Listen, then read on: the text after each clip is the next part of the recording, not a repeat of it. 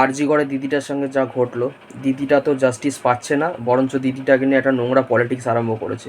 এ ওকে দোষারোপ করছে, এ তাকে দোষারোপ করছে, মানে একটা বাজে সিস্টেমের মধ্যে দিয়ে জিনিসটা এগিয়ে যাচ্ছে, জাস্টিস আর পাচ্ছে না।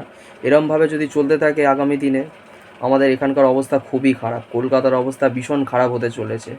একেই আমাদের দেশ সব দেশের থেকে অনেক পিছিয়ে, তার উপর এইসব কাণ্ডর জন্য আর কি বলবো, কিছু বলার নেই। আমাদের সরকার যতদিন না ঠিক হবে ততদিন আমাদের দেশ পিছিয়েই থাকবে সারা জীবন।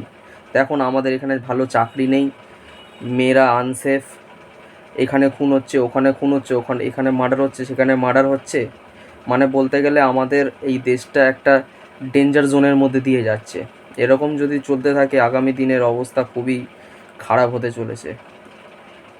মেয়েরা যখন আমাদের এখানে মেয়েরা যখন রাত্রিবেলা করে ফিরবে বা বাড়ি আসার টাইম হবে, মা বাবাদের চিন্তায় যে কী অবস্থা হবে সেটা ভেবেই মানে বিশাল ভয় লাগছে। শুধু মেয়েরা না, ছেলেদেরও তাই অবস্থা, ছেলেদেরও হতে চলেছে এরকম অবস্থা। যা হচ্ছে আমাদের এখানে খুব ভালো হচ্ছে না।